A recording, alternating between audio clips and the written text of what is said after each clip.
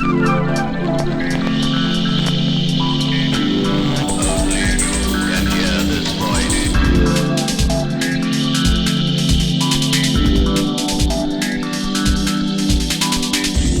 part 4 of Dreamquest, you only have 75 more to go. Disaster strikes when Retro Mule realizes that not only do some Dreamcast games not work in VGA mode, but some don't even work in RGB whatsoever. Lacking anything but RGB inputs on his scaler of choice, reeling from the shock of this revelation and determined not to resort to emulation, where's the fun in that really?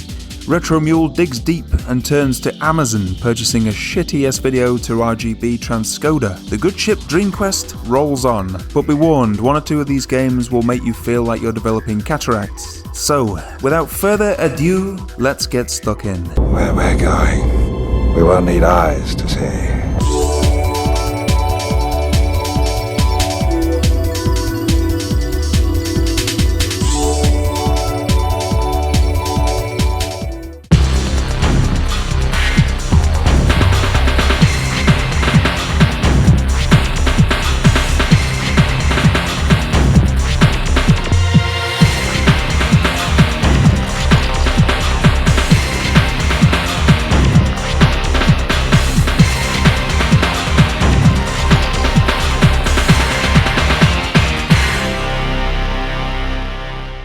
Street Fighter Alpha 3, released as Street Fighter 03 in Japan, Asia, South America and Oceania, is a 2D fighting game originally released by Capcom for the arcade in 1998. It's the third and final installment in the Street Fighter Alpha sub-series, which serves as a sequel to Street Fighter Alpha 2 and ran on the same CP System 2 hardware as previous Alpha games. Alpha 3 further expanded the playable fighter roster from Street Fighter Alpha 2 and added new features such as selectable fighting styles called isms. Xism, Aism, Vism, and Exorcism. I made that last one up.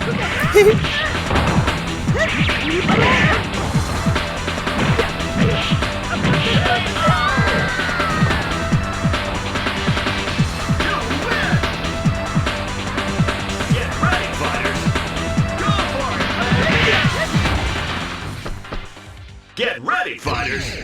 Go for it, man!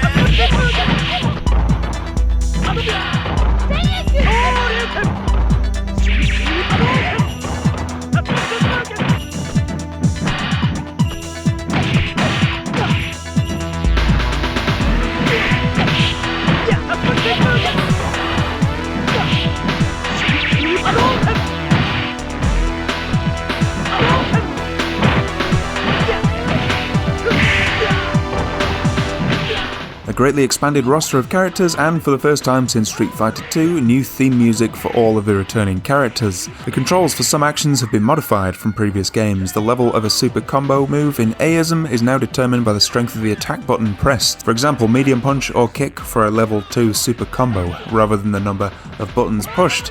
The 1999 Dreamcast version uses all the added features from the PlayStation version of the game, but features a different World Tour mode. An online mode was added, allowing the player to display their high score. In addition, a Saikyo Dojo mode was added, which pits a character that the player has built up in World Tour mode against a very strong opponent who had to be downloaded from the internet and changed every week. Wow, marvelous what they can do nowadays. Nobody blink! Triumph or die!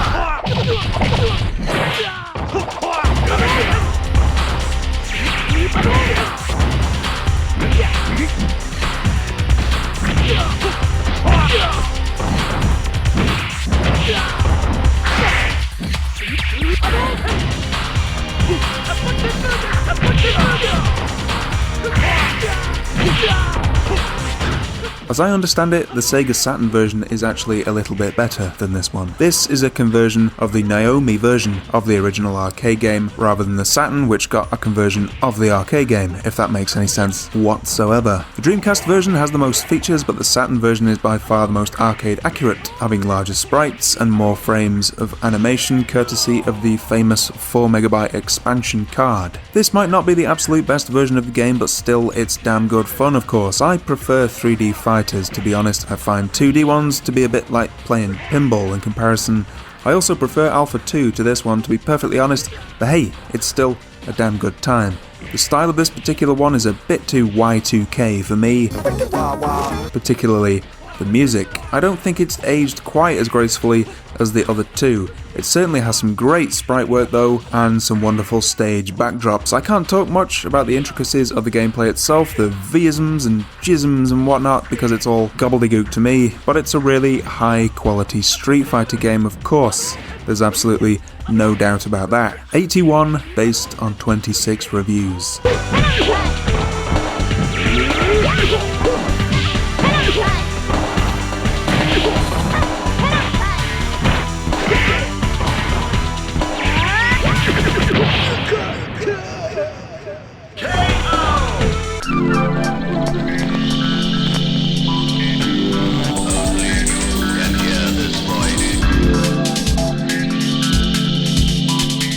Issei or Issei Meijin 3, game creator Yoshimura Nobuhiro Nozono, is a shogi game and a sequel to Issei Meijin for the Sega Dreamcast. I don't know if it's shugi or shogi, so I'm gonna say shogi, and I'll offer my apologies at the same time. Shogi, also known as Japanese chess, is a two-player board game in the same family as Western chess. The earliest predecessor of the game, Chaturanga, originated in India in the 6th century AD and spread from China to Japan, where it spawned a number of variants. So, that's shogi. This is the first game where I had to use S-Video to get it to work. Jesus Christ, look at the state of this. It's really dark, dull, and lifeless, although it did look quite a bit better on a CRT, I'm sure. Not really talking about this game at all here, but this just illustrates how good SCART RGB was back in the day in Europe. Anyway, this has to be the most bare-bones game I've played yet on the Dreamcast. Needless to say, I don't know how to play it. I mean, it has some nice Japanese classical music, and it's a game of shogi. If that's up your crease, then hey, go for it. I mean, somebody must have bought this thing at retail. 72 based on 2 reviews, so it mustn't be without its merits.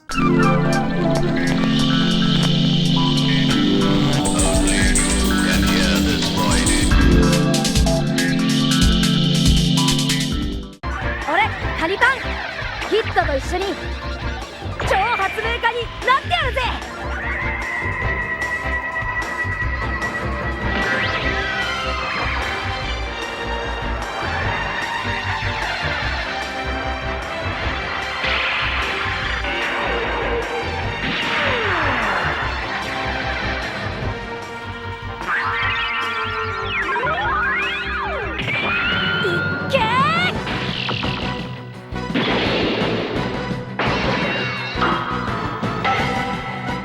Oh Jesus, Cho Hatsume boy Kanipan Botho Robot no Nazo! Exclamation mark, question mark. Is an action and adventure game released for the Dreamcast in 1999, of course. It was developed by the Japanese company Kid and published by the Bandai Company. The game is based on the anime of the same name, which tells the story of a boy inventor named Kanipan and his friend Kana, who must fight an evil organisation that seeks to steal their inventions. Scum. Subhuman scum. In this game we control Kanipan and Kana through different levels in which they must face enemies and solve puzzles. Each character has unique abilities. Kanipan can use her inventory to create tools and weapons, while Kana has the ability to fly and jump higher. Additionally, both characters can combine their abilities to overcome obstacles and defeat more powerful enemies. The game takes place in a futuristic city called Neo Tokyo, I've heard that somewhere before, where Kanipan and Kana must travel through different places such as laboratories, factories, and streets full of enemy robots. Players must use their skills and tools to advance through the levels and uncover the mystery behind the enemy organisation. According to reviews, this is an entertaining and fun game, especially for those who are anime fans. The game offers a unique gaming experience with its combination of action and puzzle solving. Furthermore, the cooperative game system between Kanipan and Kana makes it even more interesting and challenging. The game's graphics and soundtrack are excellent, apparently, and really capture the essence of the anime. However, the game can be a bit short, and the difficulty isn't very high, which can be a bit disappointing for those looking for a bigger challenge. Those were not my words. This is indeed nice and colourful, and I love me some good 2D sprite artwork, but really, to be honest, I think I'd be a bit miffed if I'd just bought a cutting-edge Sega Dreamcast, spent 40 quid on a new game, only to arrive at these graphics. The super kawaii anime style is a bit too full on for me personally anyhow, and needless to say I haven't got a fucking clue what's going on as usual. It seems to be a very, very wordy game, and unfortunately those words are not in English. That's all he said? Yes. But look, I'm not really in the target demographic for this one at all, am I? So I'm not going to be too harsh on it. It got 65 based on 3 reviews. それでライセンスはもらえたのか。当たり前さ。ねえ、これからはオイラも一人で発明マシンを触ってもいいんだろ？おお、そうじゃ。Okay.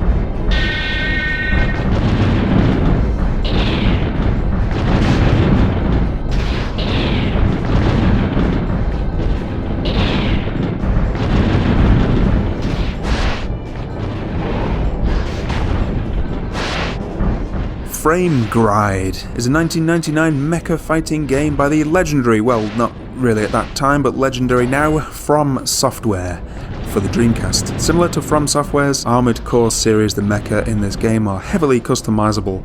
The game had a single-player mode, a local 2-player mode, and an online 2-player mode also. The online features were discontinued in January 2001, a long time ago. In the year 700 of the Imperial calendar, the whole empire was under war conditions due to Zolt's rebellion, which was raised after the death of the Emperor Regilio.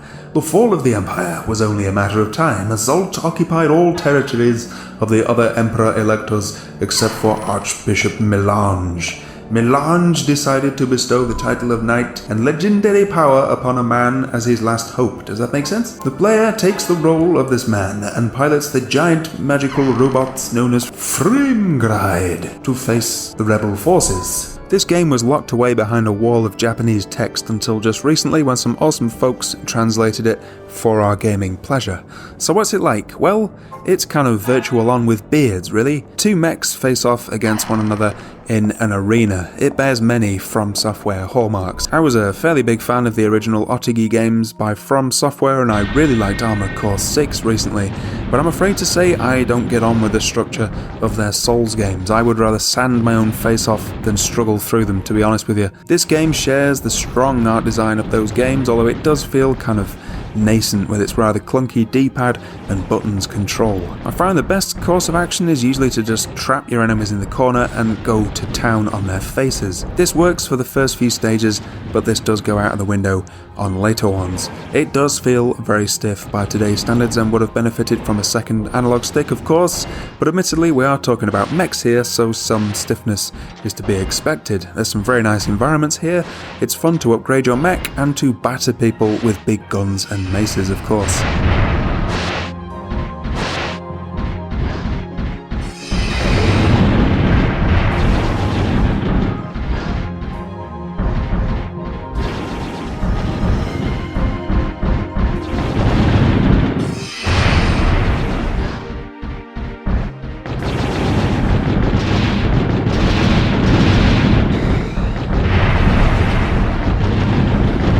Come here, you twat!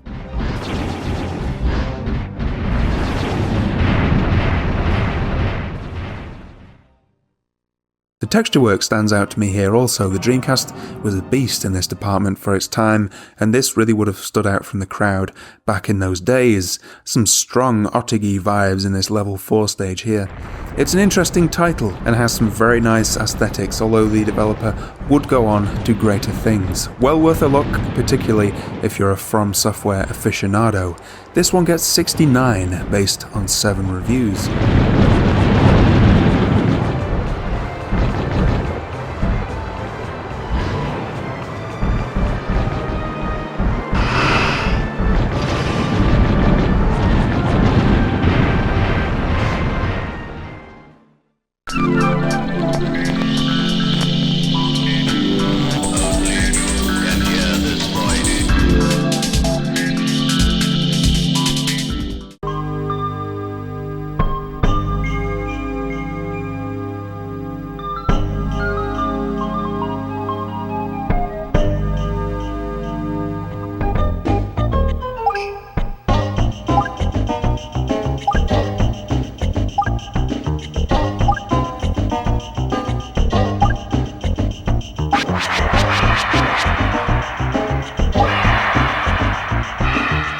World Neverland Plus is the first game in the World Neverland series. It was released for the PS1 and also for the Dreamcast.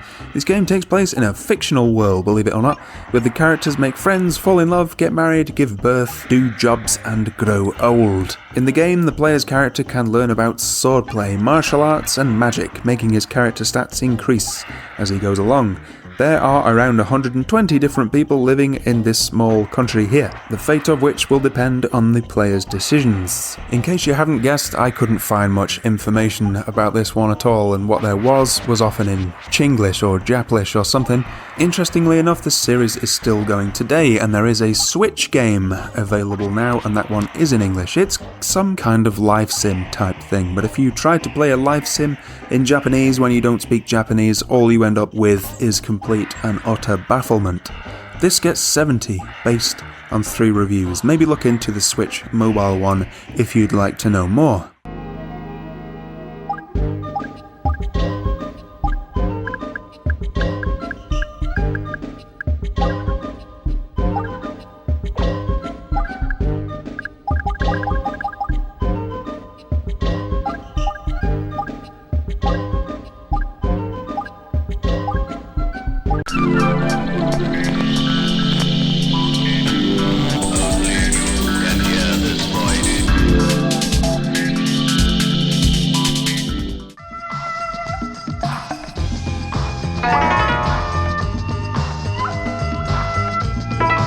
Shin Honkaku Hanafuda is a strategy game developed and published by Ultron, which was released in Japan in 1999. So what in Frith's name is Hanafuda, I hear you scream? Well, with the power of Google at my side, I can tell you, in someone else's words of course. Nintendo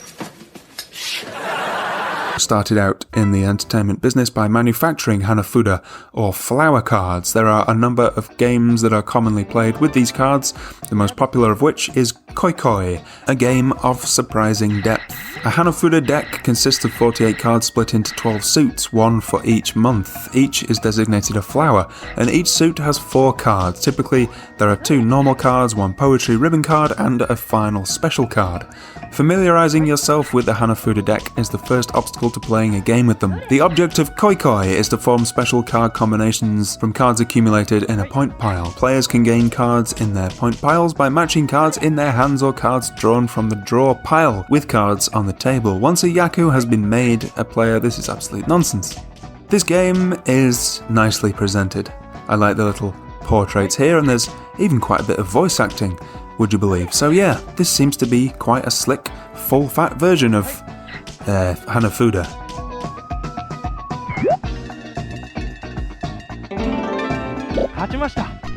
Fuck, I think I might have won one there. Absolutely no idea. 66 based on 2 reviews. Not a fucking clue.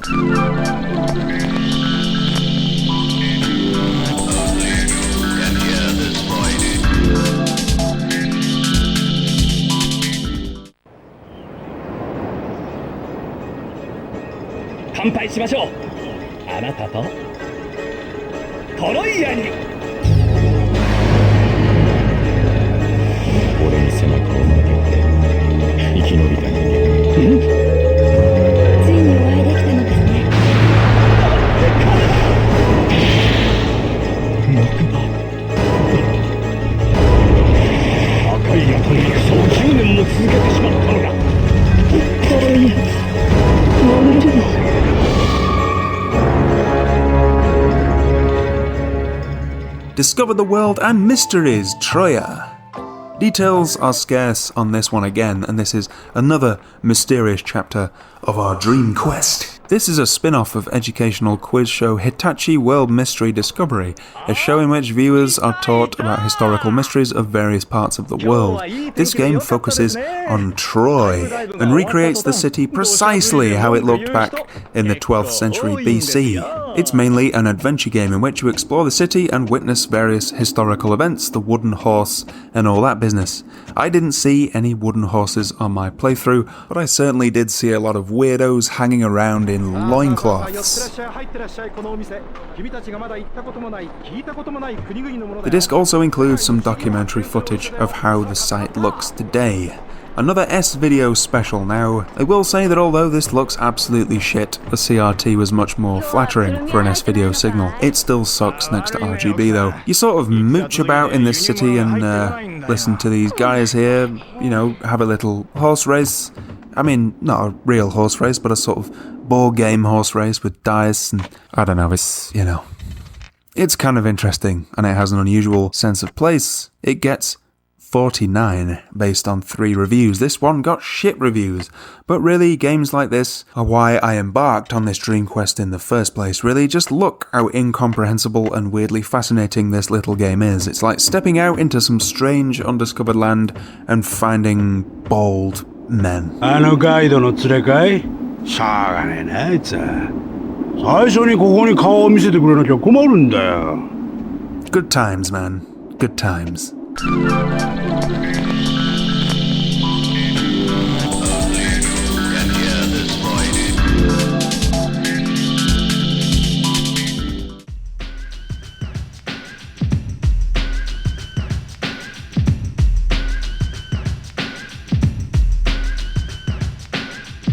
Oh god, there's another one. Denpa Shounen Teki Ken Sosukusosofno no Hair is a 1999 game by Hudson Soft for the Sega Dreamcast. It ties into a controversial Japanese reality show where a comedian willingly locked himself in a small apartment living off sweepstakes winnings until he won 1 million yen's worth of goods. Maybe that's 1 billion, I'm not sure. Details on this one are scarce in the English-speaking world, funnily enough, but I did dredge up quite a bit of info about the original TV show. Nasubi lived in front of the camera with only the possessions he won via the sweepstakes and the stacks of postcards for entering the sweepstakes. What the fuck is that sentence? Due to his nudity, an Eggplant cartoon graphic covered his genitals when Nasubi was standing on camera. The entire ordeal lasted some 15 months, during which his diaries chronicling his experience of being locked away from the outside world became a bestseller in Japan, and the TV show broke all records with 70 million viewers each Sunday night. Okay.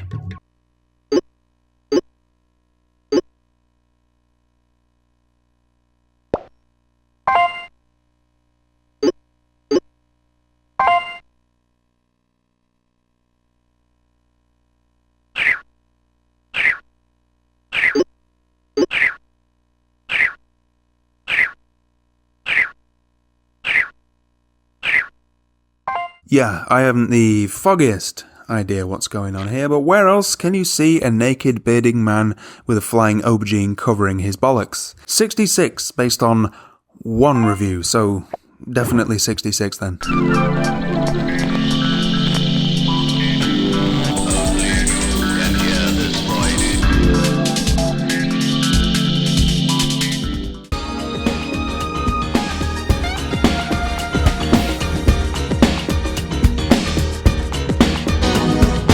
Dig in this fusion. Air Force Delta, known as Deadly Skies in Europe, is a combat flight simulation game released in 1999 for the Dreamcast and the first in the Air Force Delta series. It was both developed and published by Konami. The game is a 3D aerial combat simulation featuring many jet fighter aircraft. The game is single player only and has been compared to Ace Combat by GameSpy and GameSpot. At the time of the game's release, Air Force Delta was the only combat flight simulation game available for the Dreamcast. It features simplistic controls with an emphasis on arcade-style action rather than accurate flight simulation. Missions typically involve either seeking out and destroying the enemy or escorting friendly craft to a certain destination. The enemies encountered in Air Force Delta are diverse and range from air to ground and water capabilities, and from offensive to defensive situations. Mission maps are based on fictional locations.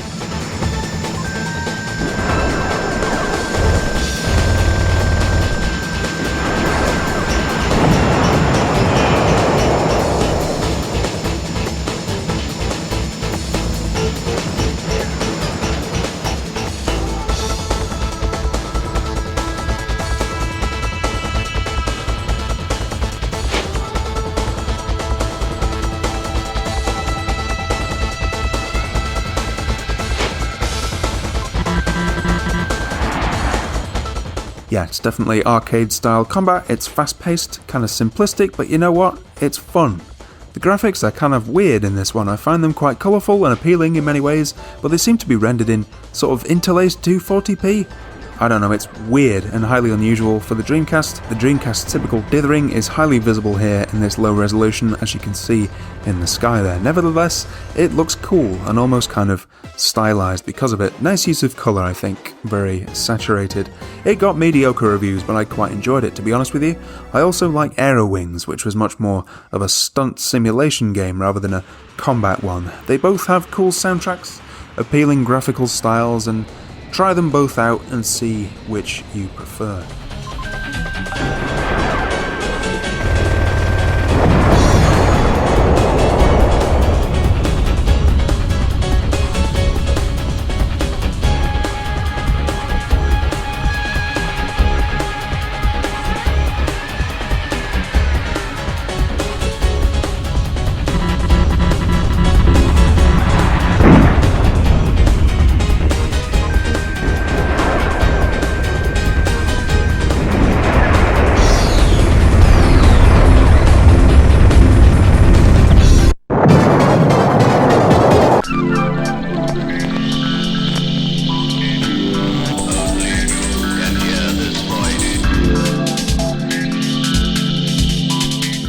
Good evening. Welcome to the laboratory of Jean-Paul Gasset. Seaman is a virtual pet video game for the Sega Dreamcast. It's one of the few Dreamcast games to take advantage of the microphone attachment. The game developed a cult following for its dark humour, bizarre aesthetics, and innovative gameplay. Seaman is considered a unique video game because it contains very limited action. The player's goal is to feed and care for the Seaman while providing him with the company that he needs.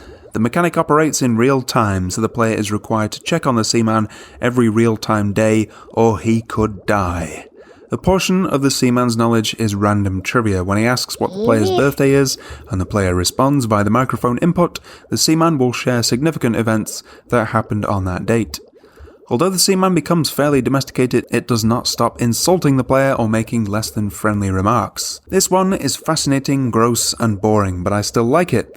I bought a Dreamcast microphone specifically for this game, so I hope you're all happy. It's a slow-paced game, of course. This wasn't helped by the fact that I didn't actually bother to look in the instruction manual and notice that you actually have to hold the A button when talking to the Seaman, or they won't actually hear you, and consequently won't evolve. Ever, it seems. So that there cost me about a week, yes. I'm a bit thick. When I first started repeating the Seaman's baby talk and they finally started to respond to me, it was a bit of a kick actually. I was really impressed by the voice recognition system. For a game of this vintage, it works really, really well, although for some reason they wouldn't on occasion respond to my perfectly standard American English here. Oi, shit's house, come here. After that, sadly, some of them die off and start to just sort of float up to the top of the tank there, which is a bit grim. But then the remaining one becomes an adult and starts having full conversations with you, which is a blast, at least, at first. Hello. Yeah, hello. Whatever. Let me start over. I said, it's rather difficult making out what's on the other side of this glass, so let me inquire. Are you a male or a female? Male. It wasn't a tough question. Let's give it another try. With a dick. Are you a boy or a girl? Boy. You're a male of the species, eh? Yes. Well, I was hoping to meet a lady, but I guess I'm not in the position to be too choosy, am I? No. You are what you eat.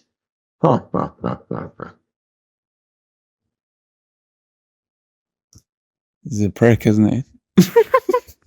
I'm mad at you right now, so go away. Why? I'm mad at you right now, so go away. Give him a tickle.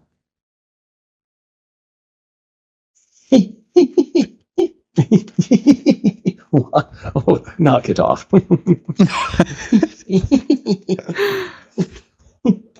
Seaman. Don't make me laugh. Seaman. Seaman.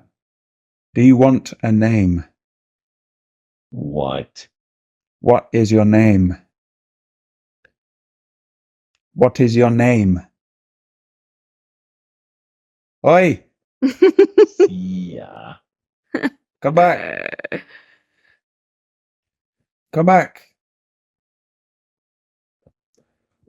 Hello? Hello?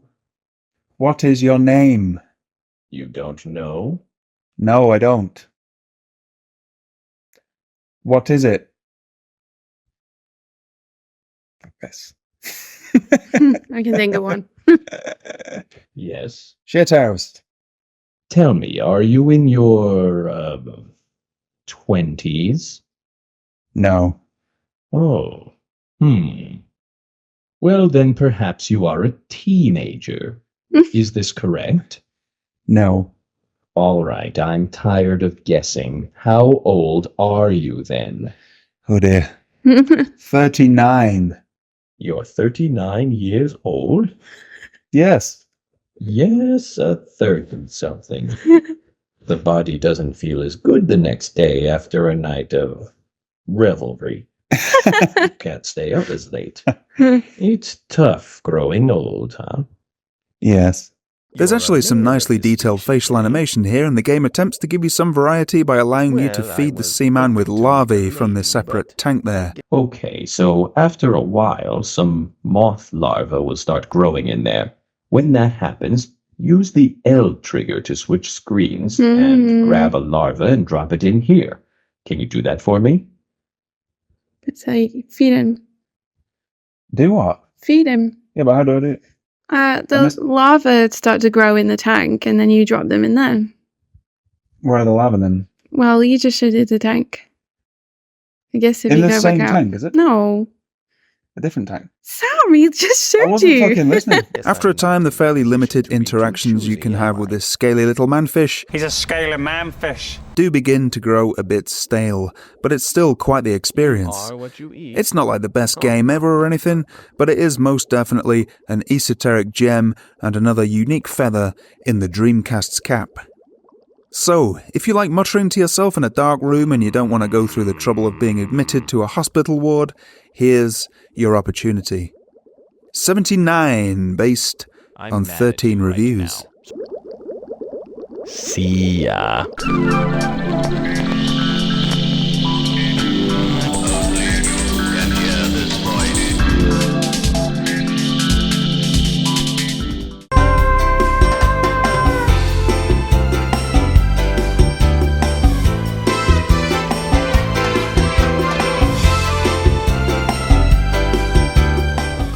Dreamcast Hisho Ho Special Akihabara Deno Gumi Patapis. I really had to do some digging here. This game is based on a 1998 anime of almost the same name, Cyber Team in Akihabara. The premise is as follows. 12-year-old junior high school student Hibari Hanafuda lives in Akihabara, a suburb of Tokyo, in the year 2010. The current craze among young girls in Akihabara are electronic pets called patapi. Hibari seems to be the only girl in town who doesn't have one, and can only admire the patapi owned by her best friend Suzume, whom she has named Francesca for some reason. Late one evening, Hibari sees a hill and recognizes a person standing beside a tree at its peak as her prince, inverted commas, who has been appearing to her in her dreams. She runs towards him and he mysteriously vanishes. A glowing sphere descends from the sky and lands on her palms. It materializes into a patapi. She hugs it and the adventures of Hibari and Densuke the patapi begin. The aim of this game is to assist the Patapi professor with his research by playing games with other characters absorbed in this fictional craze. The enjoyment and newfound friendships that blossom from this activity hopefully generate... what the fuck? So, after all that, it's minigames, basically, and it's most definitely Japanese. It's quite attractive, I guess, with these cute little lemon peanuts doing whatever they do. Citrus fresh. No fucking clue what's going on, really. Needless to say, this didn't come out anywhere else. This one really is, again, quite obscure it seems. It has 72 out of 100, according to Sega Retro.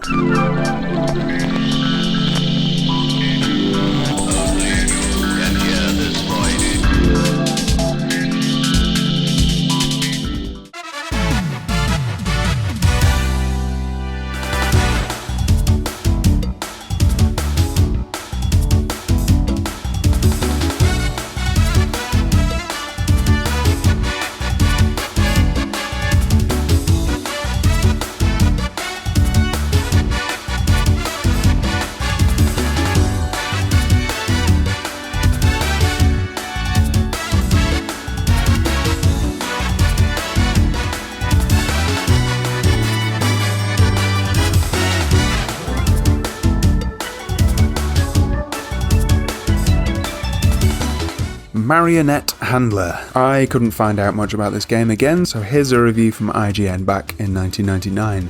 The name of the game is Mech Development. Players of the PlayStation's Carnage Heart, a similar game which actually saw release over here, will be familiar with the idea. You buy a basic mech, equip it with such accessories as CPU, memory, and weapons, then program it to perform tasks.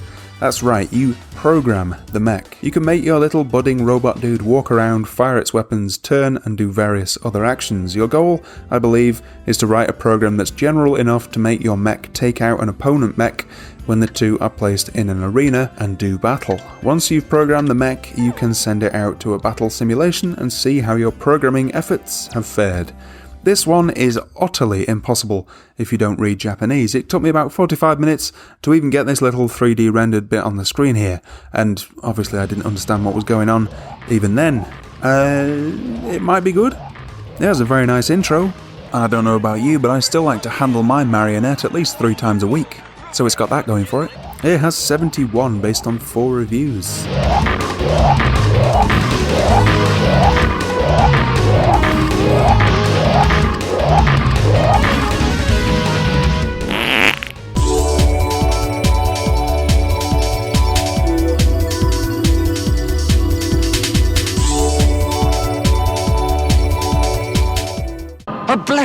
A blessing from the Lord. God be praised. Namco.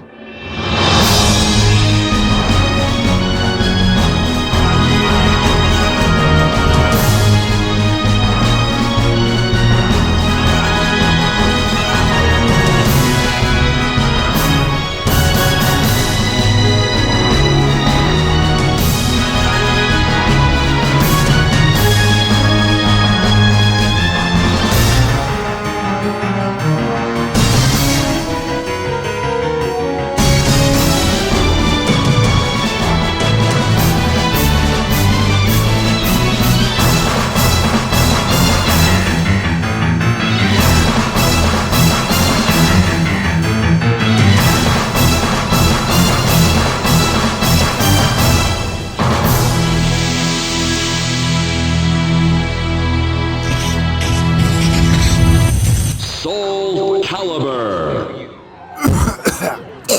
Excuse me. Is a weapons-based 3D fighting game developed by Project Soul and produced by Namco. It's the second game in the Soulcalibur series, preceded by Soul Edge in December 95. It was originally released in arcades on July 30th, 98 on the Namco System 12 hardware and was ported to the Dreamcast in 99 with new features and much improved graphics. The North American version was released in September 99 as a launch game for the Dreamcast and was part of the highly successful launch of the new console. Versus Kanipan. Battle 1, fight!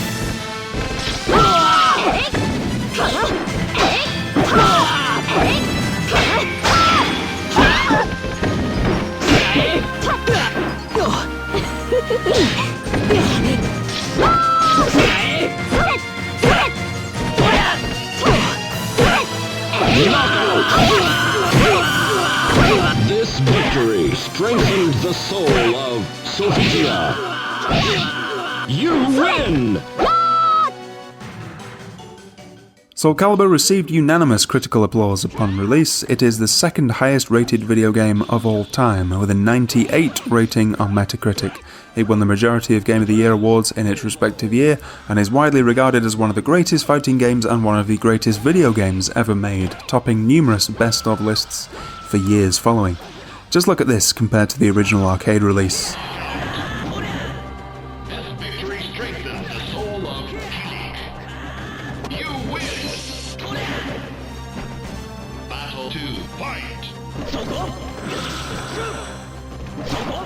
and witness the awesomeness of the Dreamcast. The console port being better than the arcade original, this was a sea change indeed. I played the most recent one the other day actually. You know, it's lovely looking of course, but considering there's 20 plus years between these games, there's been remarkably little advancement really. That's not a criticism of new games, I just say it by way of highlighting how brilliant the Dreamcast, and in particular this game, was back in '99. It looked absolutely astonishing. It still holds up now to a degree. It's stylized, clean, smooth, and it moves like shit off a shovel. I am a Mitsurugi man myself, and I fight cheap and low down. I know precisely 3 moves, and I know how to execute them. This game, although a bit simpler and more limited in some ways than Virtua Fighter 3, kind of showed up Sega a little bit in so much as they actually improved dramatically on an admittedly much less technically impressive arcade game, not only in terms of the graphics but also in terms of game modes. There's a substantial quest mode and loads of collectibles on unlockable characters, creating a very nicely rounded package, and even a single player could spend hours and hours playing this game. One of the biggest innovations introduced by Soulcalibur to the gameplay system is the 8-way run. Previous 3D fighters had only limited movement along the third axis, with sidesteps and rolls providing useful but unsustained lateral movement. In Soulcalibur, simply holding down a joystick direction causes the character to move in that direction, giving the player a sense of freedom and deepening the strategy of the game. It was a smash hit and a mini masterpiece. Some say this is the very best Dreamcast game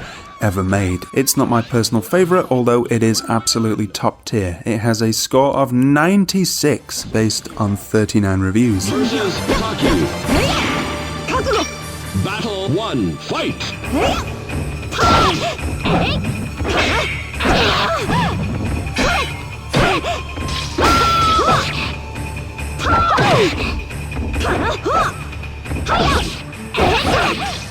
Just look at this thing in motion. I quite often used to just leave the thing rolling at these martial arts demonstrations here. They're so majestic, intricate, beautifully choreographed and polished to within an inch of their lives. It's still a breath of fresh air to this day. I challenge anyone to just watch that awesome intro and not be swept away by its irresistible sense of gallantry, adventure, and heroics. If you've never played this game before, then squirt it into your life immediately. Ugh.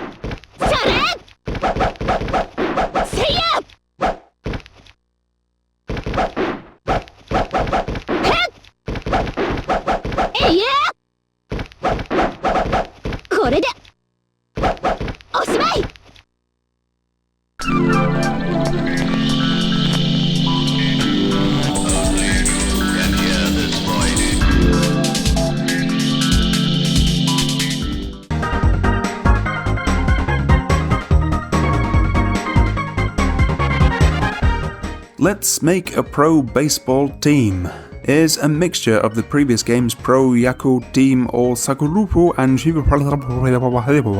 you have to make a baseball team. Funnily enough, the trademark super deformed characters are here along with some of the more hardcore simulation features of the earlier games. It's in Japanese, so I can't do anything whatsoever, but it's very, very pretty and you can't help but be won over by its presentation.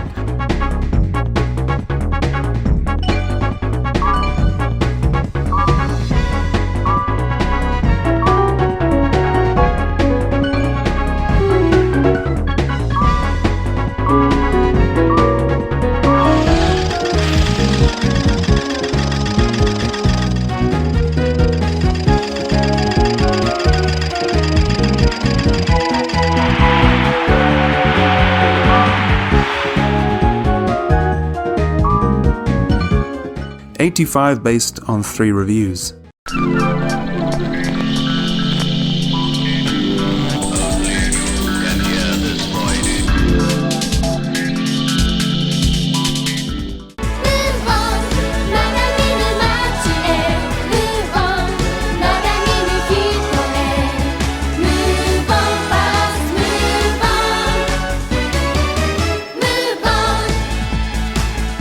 Kitae Photo Memories. is a visual novel video game developed by Red Entertainment and published by Hudson Soft for the Dreamcast. It was released in Japan as a fan disc to the video game Kitai White Illumination that we featured on the last episode, I think. It was released on August 5th, 1999. It's a conversation game, whatever that means, featuring the ability to interrupt a girl in mid-speech with a simple button press and a variety of 2D minigames. This fan disc includes additional content and a sequel story. The story has you returning to Hokkaido in the summer following your special kiss from the White Illumination Festival. There are actually 8 separate adventures, one for each girl. You start off by selecting the character with whom you'd like to share your upcoming exploits, and when you arrive back at the Hokkaido airport, she greets you. You travel off through Hokkaido with the girl conversing with you and showing you around. As you travel, you can surprise the girl by taking a picture of her with a snap of a button. That took a bit of a dark turn, didn't it? And this picture can be saved to the VMU and viewed later in a photo album.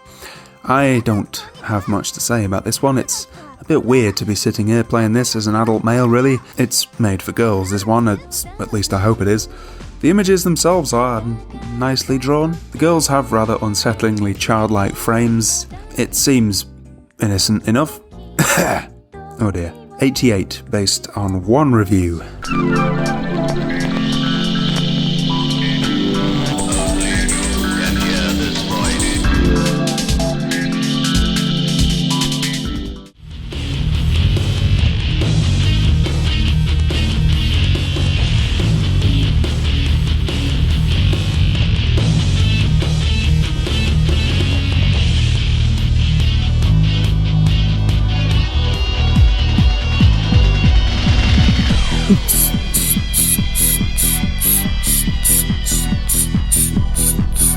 Y2K, baby! Does anyone remember Helly Hansen? Ah, Bob the Laughing Rastafarian. You couldn't get away with that these days, could you? She must have nipples like bullets in that weather. Snow Surfers, otherwise known as Cool Borders BURRRN, is a snowboard game developed by UEP Systems, the creators of the Cool Borders series. As in most snowboarding games, your objective here is to maneuver your snowboarder down a slippery slope. Ripping Riders, or Snow Surfers, features 8 courses, 2 of which are hidden with lots of picturesque scenery to look at. At several points on each course, there are huge jumps you can fly off, while in the air you can perform numerous tricks. The game is based on both your elapsed time through the course and the number and variety of tricks you successfully perform. In addition to the standard downhill mode, there is a half-pipe mode in which you can practice your tricks. There is also a 2-player split-screen mode, so you can compete against a friend. Extreme! I'm not a snowboarding game man, but I gather that this one plays like a sort of refined version of Cool Borders 2. Both were made by Japanese company UEP Systems. It plays nicely, it looks nice, I like the soundtrack. Nothing really stands out about it particularly, but it certainly hits its mark of being a high-quality Dreamcast snowboarding game. I think the shine was coming off such games at this particular point in time, and this one was seen as a little bit stale maybe. But the reality is that this one is lots of fun, and it looks very nice. The graphics are far beyond what a PS1 was capable of course, so this was the best looking snowboarding game out there in 1999. It certainly isn't original, but it's still a good laugh today, I think. Slightly on the slow side, perhaps. This one has 66 based on 31 reviews, and that's harsh. I mean, what were they expecting from this one, really? It's snowboarding. It is what it is.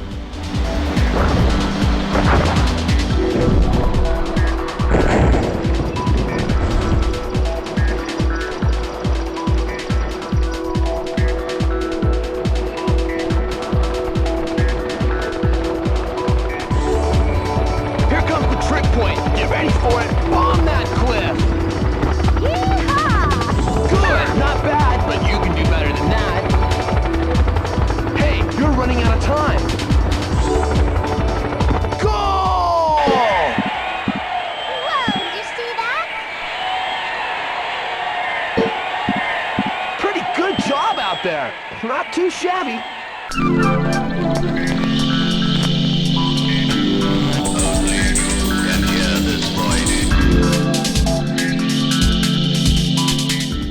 Hey there, white dingoes. We're at the drop point now. All set? Hatch open.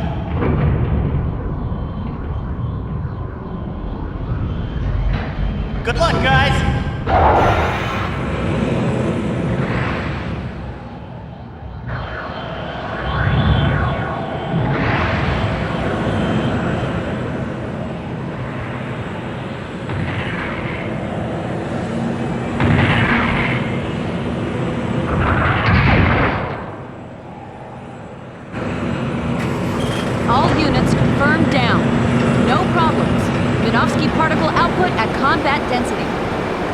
I'm not picking up any large-scale movement in the enemy area. It seems like we may have caught them off guard.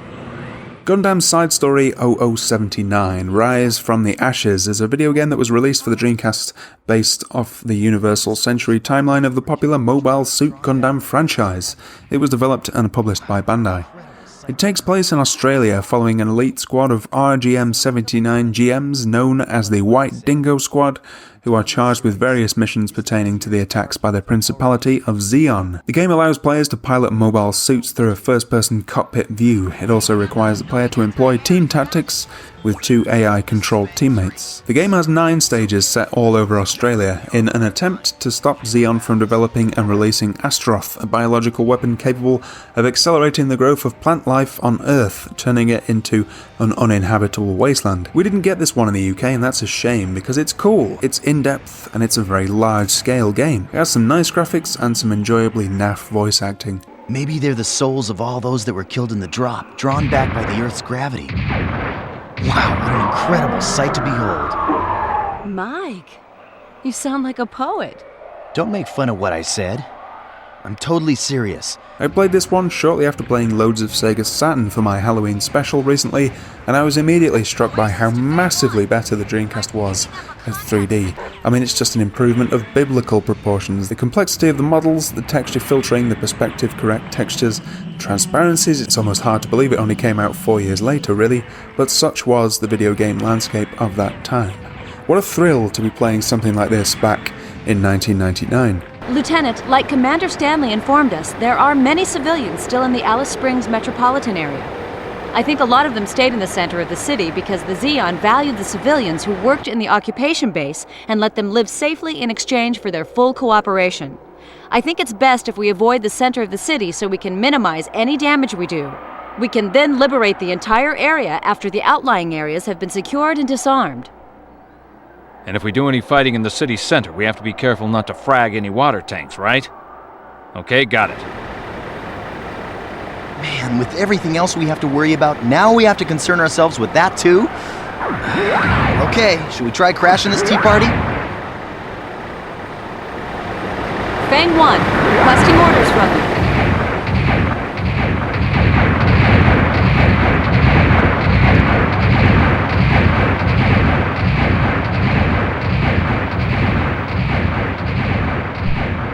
This was originally developed as part of an ongoing storyline meant to stretch over the course of several games, but due to the Dreamcast's short life, no other entries were ever released. I was quite surprised to see that this one only had a Sega Retro score of 66 based on 15 reviews. There's obviously something wrong with this game that I'm not seeing. I enjoyed my time with it.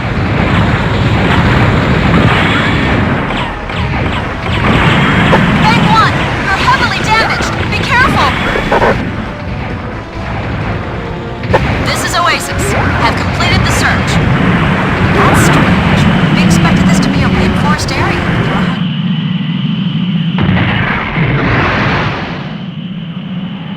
Lieutenant Vish, this just in. The train was destroyed. Yes, I see. And what about that Fetty mobile suit team that we ran into before? You've got to admit that they were pretty damn good. It may just be a small team, but they had a lot of skill. And how about their commander? He was damn good too.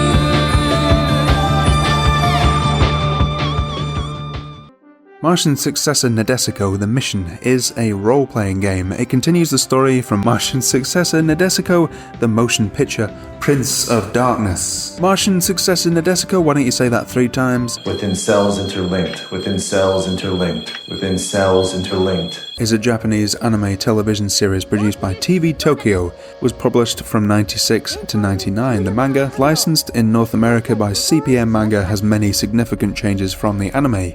This series was a smash hit in Japan, but didn't really catch on in the West. In fact, I've never heard of it, although I'm far from being a big anime nut.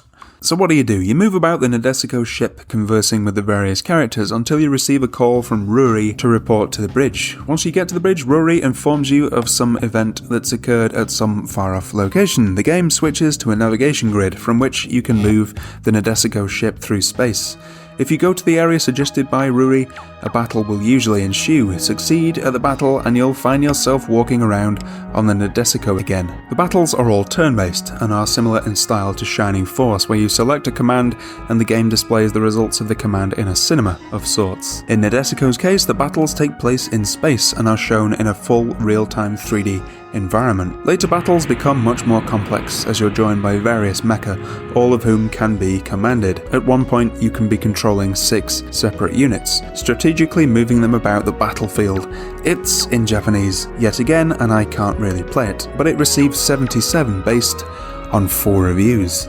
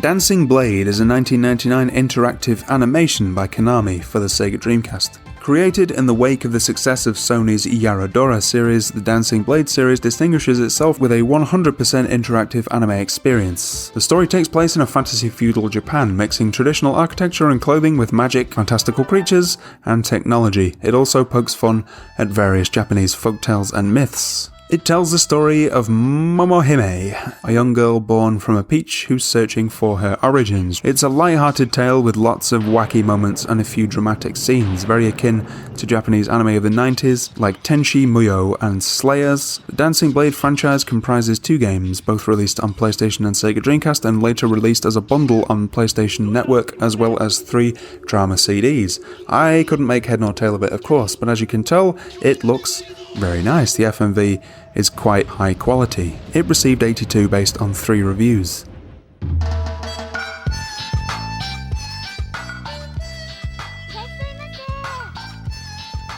ご注文繰り返します。和風ハンバーグの A セットを1つに宮古定食を2つ。サラダバー3つにドリンクバー3つですね。少々お待ちください。とりゃ！はい！はっ！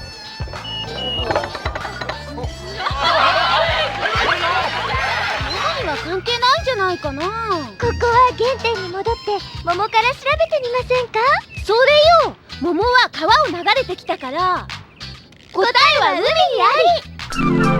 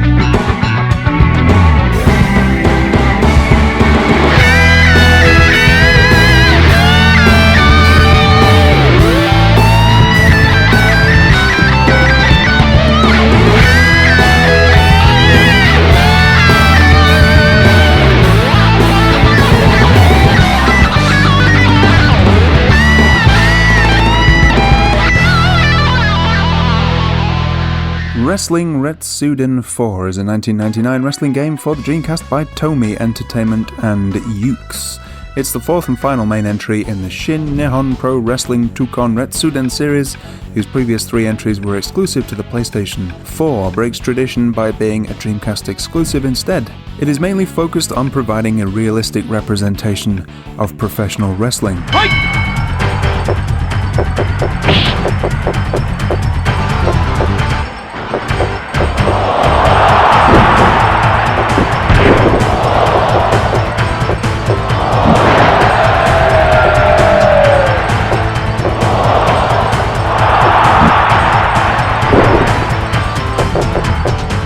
Presentation is similar to real-life broadcasts, including crowd noise and extravagant introductions. The gameplay found in Retsuden 4 is vastly different from traditional American/Japanese wrestling games. It's controlled by using the D-pad. However, the game does utilize analog control during specific lock-up situations. The game has three main attacks: strike moves A, power moves B, and submission moves Y. Strikes beat power moves beat submissions, and submission moves beat strikes. If two of the same moves are performed at the same time, the higher classed attack will prevail. Players can also run by pressing the X button and appeal to the crowd with the L and R triggers. As with traditional wrestling games, when an opponent takes damage, he will become groggy and dazed. This can make performing powerful finishing moves a lot easier. Each wrestler has 3 critical combos, which inflict huge amounts of damage when performed on opponents. Yeah, big men with boobs. This one's bordering on pornographic at times. It's not quite as polished as the giant Gram wrestling game we saw in an earlier episode of the Dreamquest, and the music is a bit shit in the game itself, but this is good fun. I couldn't quite figure out how I was supposed to pin them or whatever the term is, but I got there in the end. The presentation is fun. There's loads of wrestlers I know nothing of, and a nice selection of stadia to choose from. I prefer Giant Gram personally, but this is definitely a good laugh, although it only has 60 based on 9 reviews.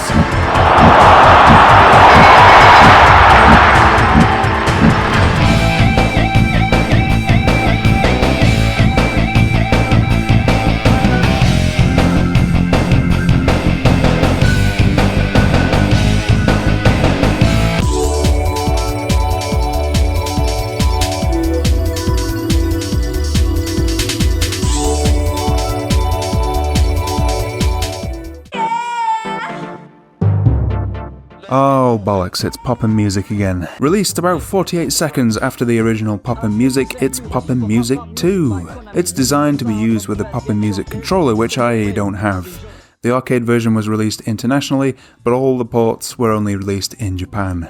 Among the features added in this game are modifiers which change how the Popkuns behave, and party mode in which power-ups and power-downs are added to the playfield. It also features several songs from the series' first console outing, albeit without some of their hidden harder charts. I don't know what that means, maybe you do. Look, I'm sure this is okay if you have the peripheral to play it with, and it's a bit unfair judging it with the controller, but my god, this has to be one of the most unintuitive layouts imaginable for a pad. It makes no fucking sense whatsoever. The moves are written on the VMU, but you can't really look at the VMU while you're trying to play the game. Why the hell they didn't map it to the colour of the buttons on the Dreamcast pad is beyond me, and it still has graphics that look like they've been drawn by my 4-year-old daughter. It has 77 based on 5 reviews, so it must be good. I just don't get it, man.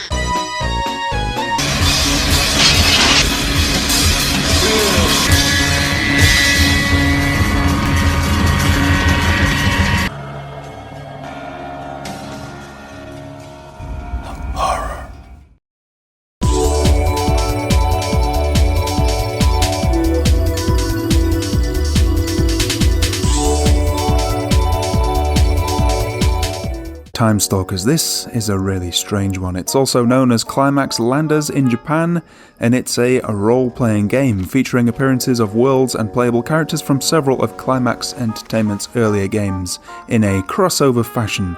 Characters from Landstalker, Lady Stalker, Shining in the Darkness, and Shining Force are all featured here. The player initially takes the role of Sword, a character caught in a world made of many worlds. As he goes along, similar heroes show up for the player to control.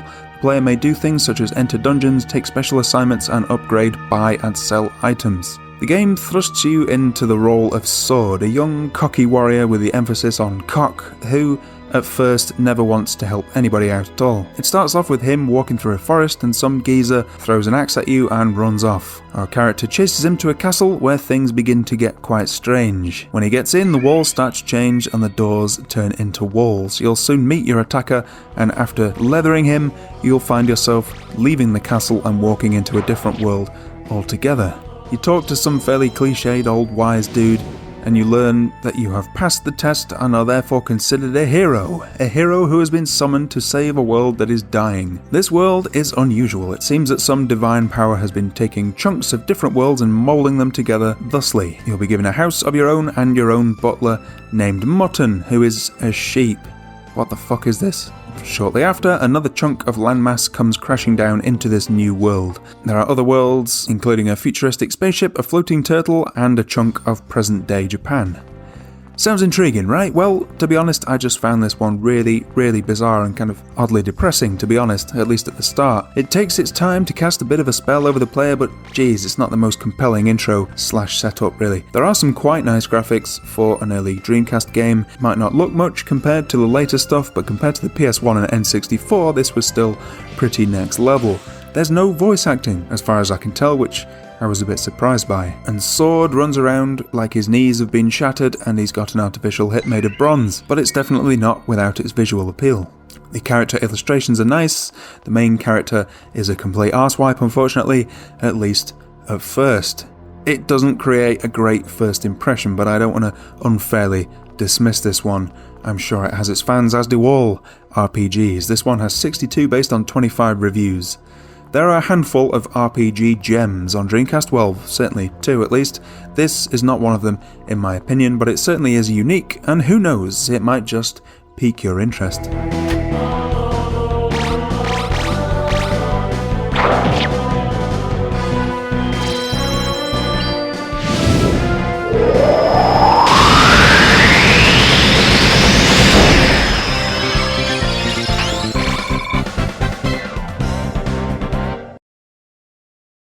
So there we have it, another set of confusing, awesome, beautiful, bizarre and shite games for Sega's ill-fated but beloved little noisy white box. It's time for the Western Launch Special, in the next episode when we take a look back at the tidal wave of press hype and the immortal 9/9/99 release date.